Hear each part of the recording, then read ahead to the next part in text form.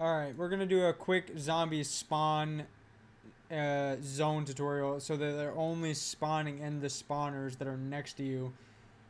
And the way we're gonna do that is we're gonna make every single spawner its own zone. Um, Whippy's a genius for, he just posted in the chat not long ago, doing adjacent spawns. So that way, let's say these four are start zones, right? And my player character is right here. Let me move him correctly. I'm closest to this spawner, but this is all start zone, these four.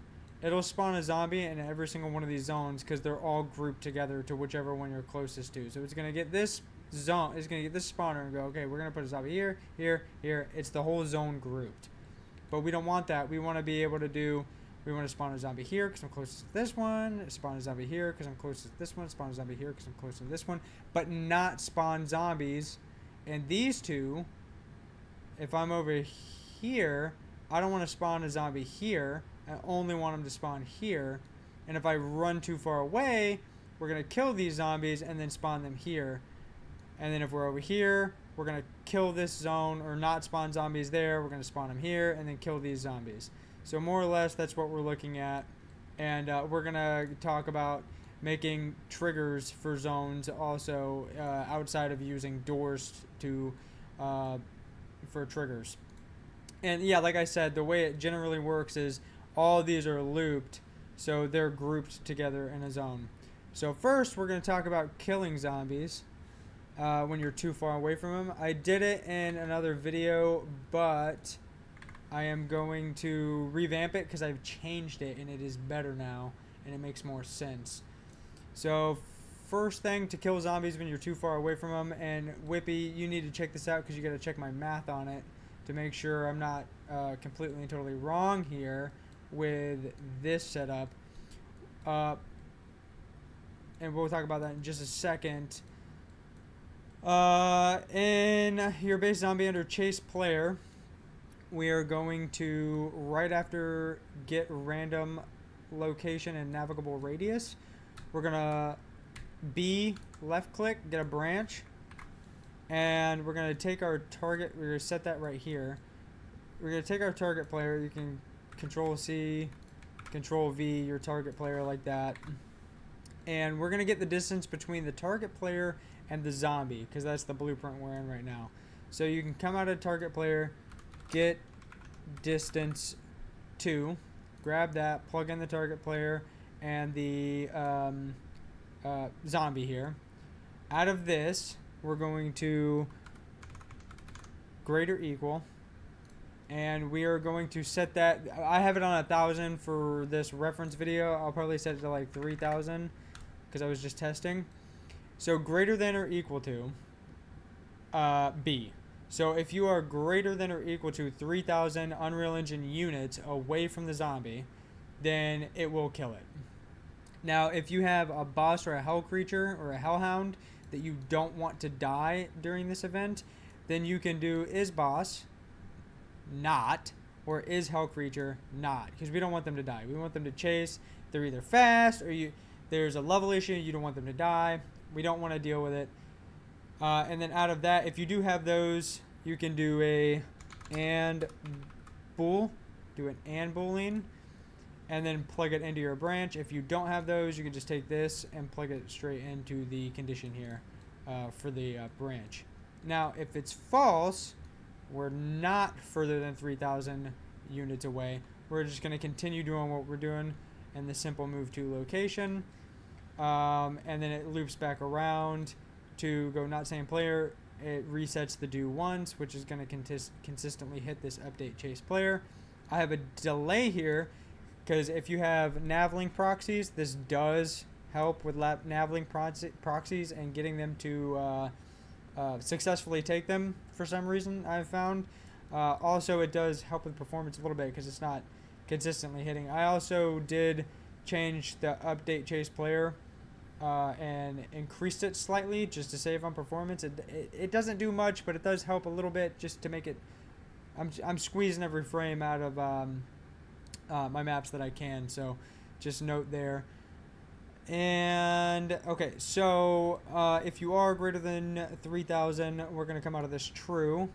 We're gonna do a cast to game. You're gonna cast to game mode, and then out of the game mode, we're just gonna get game mode, like so, right here. Now, before we create this variable out of the gameplay GM, we are going to get the zombs spawn counter, right here. We're gonna get it. Out of that, we're gonna subtract like this. We're gonna subtract 1, because when this zombie, before it even dies, we want to make sure that this is correct, because if the zombie dies, this blueprint dies. It kills the blueprint, destroys the actor. We don't want to destroy the actor because we need information from the actor, so we can't set it after you kill the zombie. You have to set it before you kill the zombie. So we're gonna subtract, right, 1 zombie spawn counter. So when it dies, we're gonna say you didn't spawn 1. That way it doesn't, you can't just run away from them and then it kills all 6 on the first round and then you move to the second round. And then out of this, we will do set zombs spawn counter, this one, and we will set that subtraction all from gameplay GM. We're just subtracting 1 of the counter, and then same thing, zombies left counter, we're going to do the reverse. Zombs left counter, get zombs left counter, and we're going to add 1 because it's going to go, okay, we just killed the zombie, right? So now there's only 5 left in the round. We need to add 1 back so that there's 6 left in the round after you ran away too far from that one. And it's, again, same issue. You run too far away. Sure, it spawns another one, but there's only 5 left, and now you have 6 zombies that don't count towards a wave total. You're already at wave 2, and now you have extra zombies. And then, same deal. Come out of gameplay GM. Set zombs left counter, and that way you're doing. And where Wibby has to check my math on this is because this is the only way I could get it to work. I tried to set here zombie does not count towards wave total if it's set distance away, but that did not seem to work. It still counted towards wave total for some reason. I'm not sure why, even though it was before I killed it. Regardless, we'll move on for now. And then we'll get to this right now. Just go over on the left hand side, hit add a variable. It's going to automatically make it a Boolean type, and then just name that Boolean type killed by distance question mark, because we were going to check to see if it was killed by distance or not. And this is where we're setting it. So you would come out of here and do set killed by distance like this, and make sure it's check marked. And then under your class defaults, double check the newly, you'll have to compile, make sure that that is off by default. We don't want it automatically on. They're alive, they are not killed by distance. Come out of here, or actually don't come out of there. Right click, custom event, add a custom event. You can name it kill zombie, murder zombie, I don't care, whatever you want. So we're gonna come out of here, and well, actually, this is calling that, where you're actually gonna place that kill zombie that you just made. This is what it'll look like. It'll be red under your zombie taking damage to health. After you've already decided that it is out of health, we're gonna kill it. Now we're gonna spawn the soul if you have the soul box, dissolve the mesh if you have a dissolve mesh, and then go into cast to gameplay. This is where it works best. Go into cast to gameplay GM, decrement zombie counter. This is where you're going to put your event to kill the zombie. And this is where you're going to see if it was killed or not. You're going to check if it was killed by distance or not. So you can, after decrement zombie, B left click, put a branch, and plug in your killed by distance. So you can just find your killed by distance, drag it, get, and that's how you get that. If it's true, if it was killed by distance, you don't want to spawn a random power-up check. You want to ignore that. You don't want to spawn any power-ups, otherwise they'll spam it. Go to stop moving immediately, and this is what's going to set the collision of the capsule component to no collision, simulate physics, make the zombie dead, dormant the zombie, and then stop everything from happening. If it's false, if you killed it and it wasn't killed by distance, then you do want to plug it in here, which if you don't have Hell Creature, then you're just going to plug it directly into spawn random power-up check. You can ignore the Hell Creature. And then this is, that's why we have the kill by distance check. Back down to the update chase player. This is where we're going to call it. We're going to do kill zombie. We're going to get that, which is going to activate what we did up top. You do need a delay here because you don't want the zombies try to spawn immediately. Let's say you're running away from a spawn zone, the zombies die. You don't want them to immediately spawn at the closest spawn point, because by the time they spawn out of that spawn point, you already might be too far away from them. They're already spawning. It's going to kill them again. It's just going to take more time. Then they have to find a new spawn point. You're just running needless code. So I would do like maybe like a 1 second delay. So give the zombie, give it a break period to go, okay, the player's running away, let it, whatever spawn point that they're next to within 1 second, which is usually going to be much further away, we'll spawn them there. They might run into them, and then they can kill them there. And then out of gameplay GM, we are going to calculate the closest spawn. Not spawn location, because that is for the player, not the zombie. So calculate closest spawner, and then you can plug that in right here. So every time a zombie is killed by distance, it's going to calculate the closest spawner. And that's really all we need to do for the zombie, minus one little thing. And another place I'll have to have my math checked on this is if you go up to server decrement number of zombies remaining, or zombies remaining, is dead is going to be false.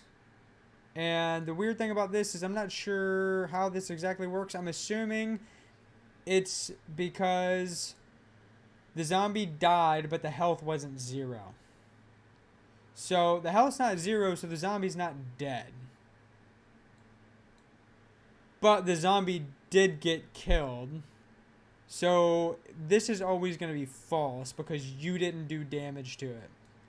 And then here you're going to say is killed by distance, false, decrement zombie counter.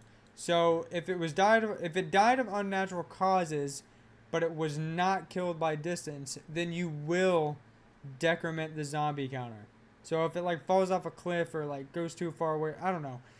If it just dies weird, unexplainable, then you're still going to decrement the zombie counter because that's not the player's fault.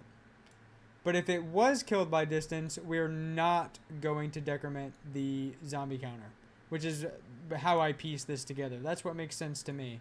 You'll have to clarify that, but this is where you'll have to add that check.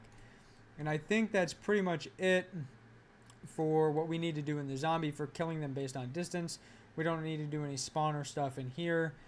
So now we will go to the zombie spawner zone, and that you can just go to your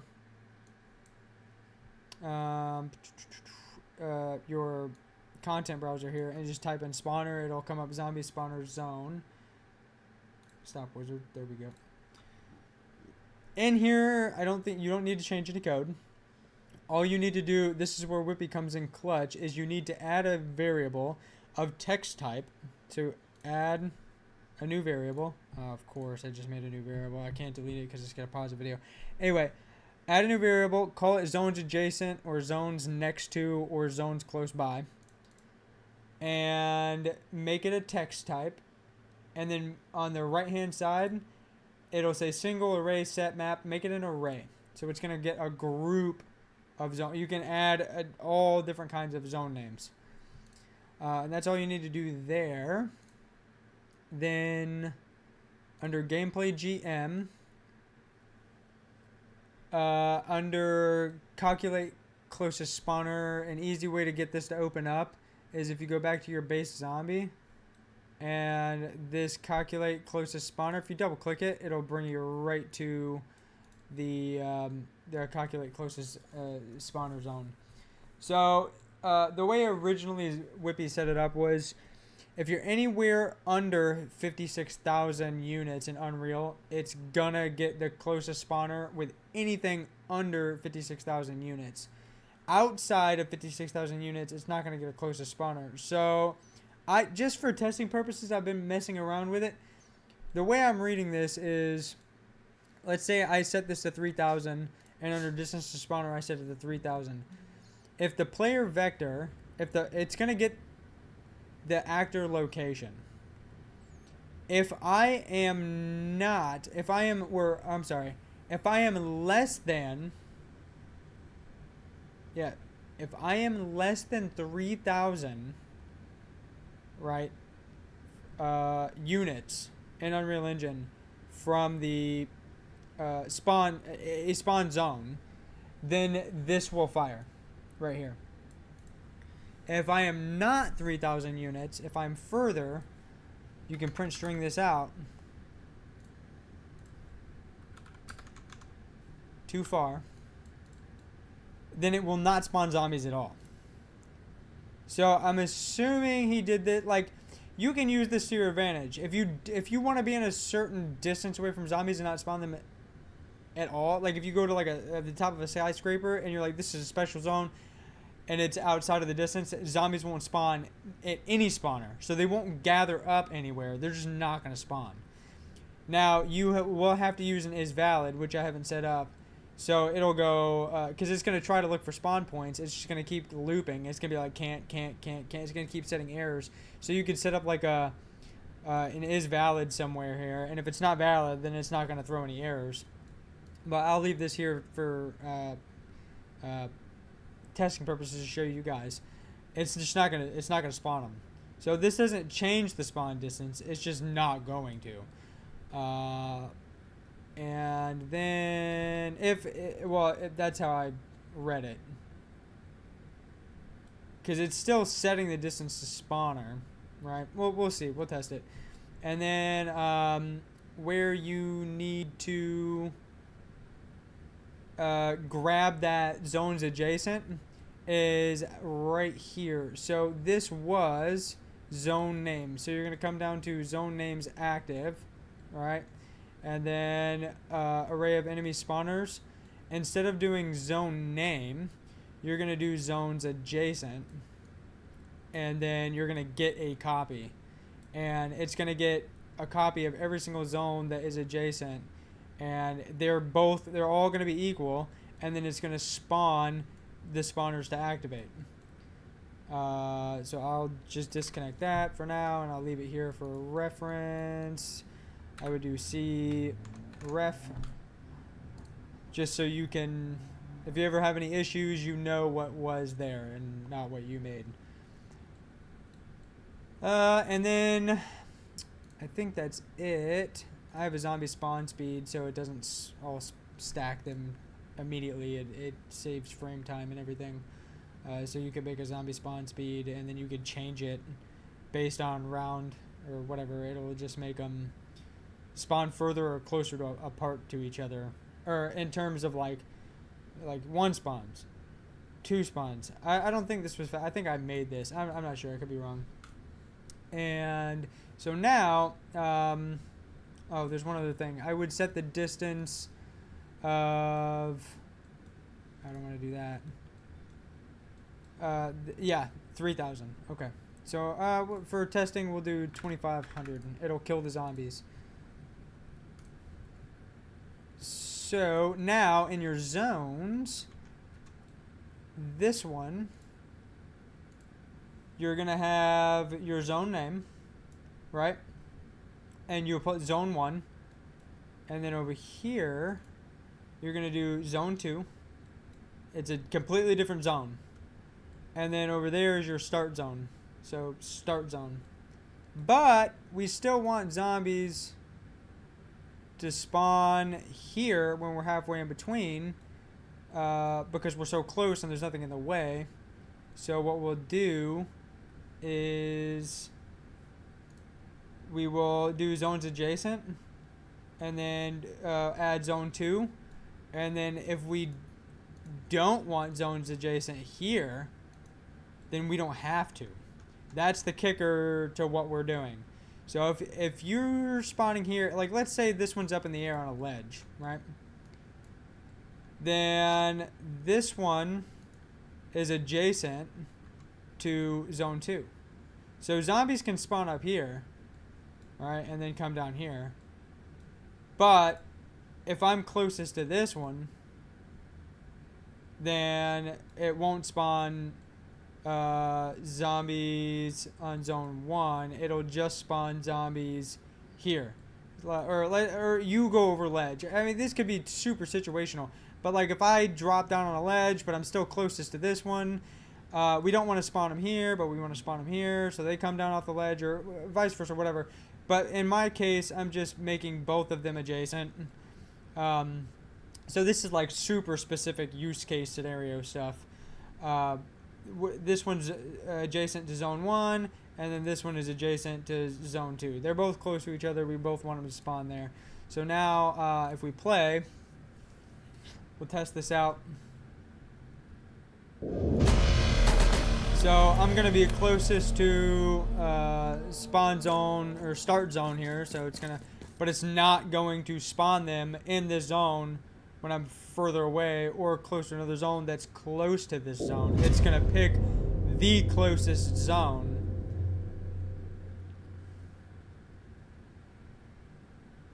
Come on. So it spawns them here, right? So it's going to spawn them. I'm going to run away. I'm going to activate this other zone, which we'll get into. So it's going to kill those. And guess what? Now I'm closest to this zone. I'm not closest to that zone. So it's going to start spawning them here and over there. Hear me out. You're like, oh, that's what Zombie Survival Template already does. Correct. Kind of. However, we didn't activate that zone and it still spawned them there. Plus, minus, you decide. Now, you're like, oh, again, I don't understand this. We'll come back to this zone. Control C, Control V. We'll make this zone 3. 3. Underscore 3. Right? And they're right next to each other. Like, really close to each other. Like that. Let's say there's just a wall here. Even if they're in the same zone, doesn't matter. We don't want these to be in the same zone, so we want every single spawner to be its own zone.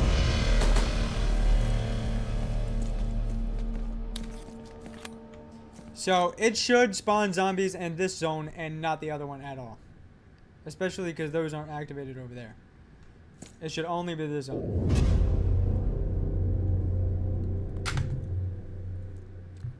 Double check this. Da, da, da, da, da.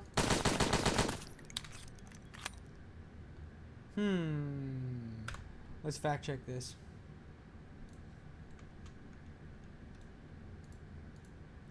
Zone. Let's see. Zone. Oh, that's because I didn't activate zone 3. Okay. Let's do this. I'll grab my activator before I teach you how to make it. And I'll put it right here. And we'll make this zone 3 because it's not automatically active. That's set in Gameplay GM. You could make 50 zones and all set them to start off the rip in Gameplay GM in the game mode. Like, you could do that too. That way every single zone is active. Like, you could do this 1,000 different ways. So before, well, we're activating zone 3. So now this is zone 3. And again, this is dependent on zombie spawn speed. So if they spawn super fast and they die super fast and you kill them and you just want them to track the player continuously wherever he is or wherever they're directly next to, then that's why you would use individual zones. So now they'll spawn here. And then let's say I run too far away. will just immediately kill those, and it's like, oh shit, we need to run back. We need to run back over here. It killed them. Now it's spawning them out of this one because I'm close to that one. That was the closest one. And let's say I dip out. I come over here. I'm too far. I'm too far. Well, I was initially, oh, it spawned them there. We don't want that. We're gonna, oh shit, there's a thing over here. We're gonna come back over here. And this is all dependent on spawn speed. So now it's going, okay, which spawner? Oh, we hit this one. But if I come over here now and we're mid-spawn, it should start spawning them here. Well, it already started spawning them over there. But yeah, you get the idea. And then I can come over here and run away. I think it spawns them over here. Yeah, now it's spawning them there. Now it's spawning them here. But it won't spawn them over there at all. So that's why you would and there's no nav mesh. This is just for testing. Those errors aren't what you guys are going to see. I have stuff that I don't have included on this map. But that's pretty much it. And then really quick, this spawner zone. Just make a blueprint class. So you can come down here and go make a folder for it or whatever you want to do. And then blueprint class. It is going to be of type actor. And this works for any blueprint. You could do this in any blueprint however you want to do it. Opening a door, smoking crack, whatever. Make a collision box like this. Box collision. Right click it. Add event. On component. Begin overlap. Outside of this, you don't really... I'm not going to worry about it. Outside of this, you're going to cast to third person character, whatever character your main character is, your base character. B left click, branch it right here. If it's true, you're going to say it's true, and then you're going to create a new custom event like so, and you're going to name it activate zones. You're going to call your activate zones here. Activate zones like that. I don't know why this overlap was here. I must have been testing something. You could ignore it. Out of activate zones, get a do once right here, and then we're going to same deal. Cast a gameplay. GM like that. Come out. Get game mode like that. And then out of game mode, we're going to activate new zones. You will have to make another variable. Just add, it's going to be a text type, and you can name it entered zone to activate. You can plug that in here like that. And then in your blue or your level on your blueprint, you go, okay, I want this box to be bigger. So, or we don't want to move it because that's up to the default scene route. We can make the box this big, make it this big. So when they walk through this area, it will trigger the activate new zones, and then it'll activate that zone. And if this zone is adjacent, you don't need to hit this trigger. It's going to spawn them there. Or you could go, this isn't adjacent, not yet. Then you open the door, and then this one is adjacent to this one. So you can go, okay, this one's not adjacent to this one. Go through the door, activate the zone. Then this one is adjacent to this one. So now if you're here, they're spawning behind you. But if you come back over here, they won't spawn in either one of these two at all. You can just go crazy with it. So this is a pretty good setup. It worked really well for me. And thanks for Whippy for doing the zones adjacent thing. That was really good. And that's pretty much it for the tutorial. I tried to make it as fast as possible. If I left anything out or I missed anything, contact me. And that's pretty much it. Have a good one.